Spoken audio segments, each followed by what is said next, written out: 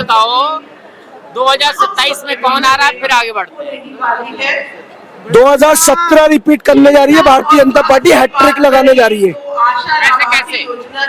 ऐसे कैसे? आप देख सकते हैं, असम में हैट्रिक लगा दी, महाराष्ट्र में हैट्रिक लगा दी, बिहार में हैट्रिक लगा दी। हम हैट्रिक वाले लोग हैट्रिक लगाएंगे। अखिलेश यादव कह रहे हैं कि कमल जो है उसका जो पंखुड़ी है वो उड़ जाएगी इस बार और साइकिल दौड़ेगी। देखिए, जिस साइकिल में हवा न हो, पिंचर न हो, जो दो दो लोगों से जुड़ के बनी हो, जिसके 10-10 लोगों से जुड़ के बनी हो, वो क्या फूल को उड़ाएगी? फूल तो वो महक है, अगर कीचड़ में खिल जाए तो महका दे। ये साइकिल वाले क्या जाने। राहुल बाबू पहले आए थे, दोनों लोग आए थे, तो सफलता नहीं मिली, लेकिन 24 लोकसभा के बाद एक कहते हैं भाई संविधान खत्म कर देंगे बीजेपी वाले, ये बोलकर और फटाफट 10,000 रुपए आ जाएंगे महिलाओं के अकाउंट में, ये बोला था। उस पर लोगों ने शायद विश्वास किया। इस बार कह रहे हैं कि युवाओं के साथ नहीं है, मुसलमानों के साथ नहीं है, पीडीए के साथ नहीं है। उनके कहने से अगर देश में जनता बदलती तो आज सरकार उनकी होती।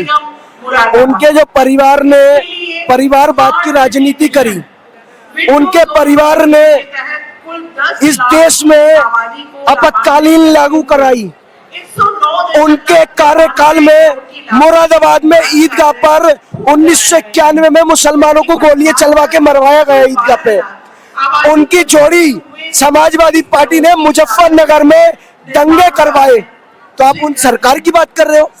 तो वो कोई वैल्यू लाई ना है। उन्होंने जो काम जनता को झूठ बोल के वादे किए थे, उन्होंने वो शासन कर लिया। अब जनता ने उनको बाय बाय टाटा कर दिया है। एक आखिरी प्रश्न है आपसे कि मैं जहाँ जहाँ घूम रहा हूँ, मोदी के बाद योगी को प्रधानमंत्री बनाने के बाद लोग कर रहे हैं, क्या कहते हैं? देखिए, ये मोदी के बाद योगी को, देखिए, ये भारतीय जनता पार्टी है, इसमें किसी का पहले से कुछ तय नहीं होता।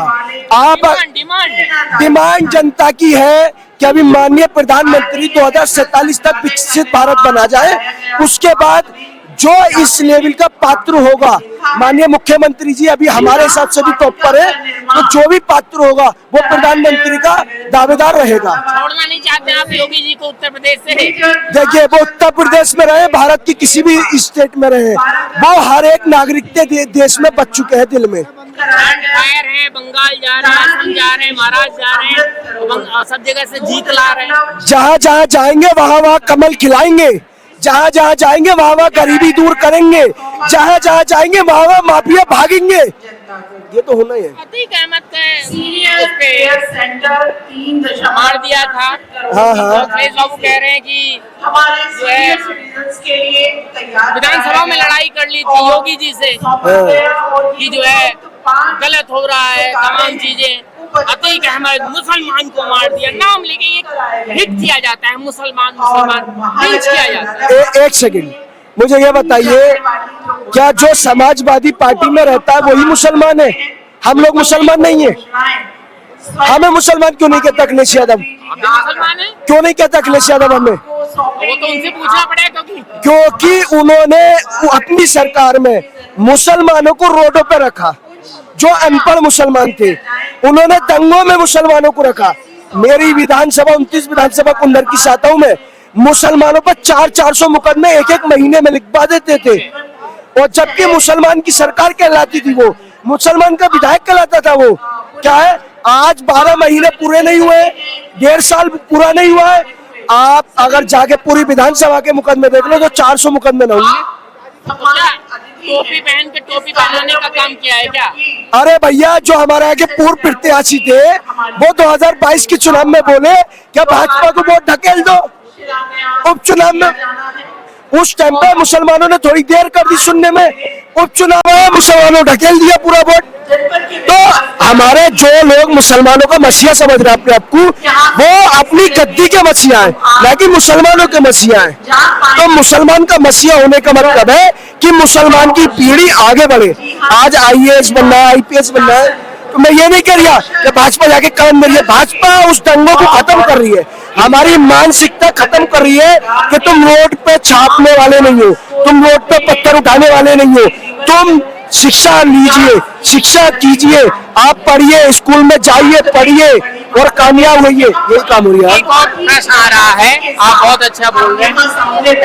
कहते हैं कि साहब देखो, एक कोई मैसेज देना हो भारत के मुसलमानों को, जो कि तुष्टीकरण की राजनीति करने वालों के कुछ लुभावने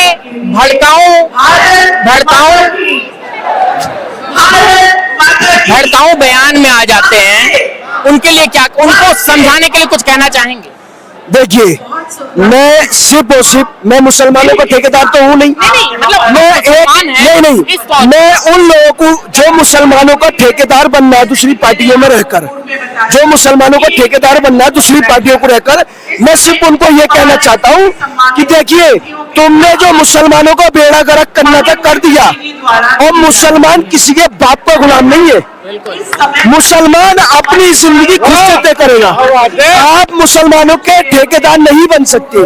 आप आइए, पहले आप अपना परिवार संभालिए, तुम्हारे परिवार में गुंडे माफिया सब पैदा हो रहे हैं, तुम्हारे ही परिवार से मंत्री बनना है, तुम्हारे परिवार से विधायक बनना है, मेरे परिवार से क्यों नहीं बन सकता? मैं गरीब हूँ, मैं मुसलमान नहीं हूँ, इनके परिवार के बनना है। और इन लोगों का सफाया, माफियाओं को सफाया उत्तर प्रदेश से हो रहा है। तो जो मुसलमान दबके रहते थे, जो असल में मुसलमान है, जो मुसलमान ज्ञान वाले मुसलमान है, जो मुसलमान पढ़ के मुसलमान रहते हैं, अंधभक्त नहीं है, कटमुल्ला नहीं है, आज हम पूरा ज्ञान रखते हैं, तो आज इन लोगों को, मुसलमानों को आगे आने का टाइम मिल रहा है। IAS बनना, IPS, मेरी विधानसभा से इल्मा अफरोज IPS बन गई, कुंदर किसे, क्या बात करो, ये देखो अचंबा देखिए। पहले कहा थी शिक्षा की बात, क्या उसका मर्डर करा दिया, उसके परिवार के 4 आदमी जेल में पड़े, पूरी जिंदगी जेल में काट रहे हैं, क्या था मुसलमानों के साथ यार? आज महाराज जी ने ईदगाह में जो मुसलमान मारे थे उनकी लिस्ट निकलवाई है, कैसे दंगे हुए, तो वो तो मुसलमानों के पक्ष में काम कर रहे हैं महाराज जी। आप आइए, जो मेरी बहन बेटियां थी जिनको 1 मिनट में ये कह देता तलाक तलाक तलाक, निकाल दिया घर से, ये तलाक थी, इस्लाम में 120 दिन की तलाक है। महाराज जी आए, उन्होंने कहा नहीं, हम जो चाहते हैं कि बेटी को 1 मिनट में तलाक नहीं होगी, अब दे के दिखाओ, दे के दिखाओ।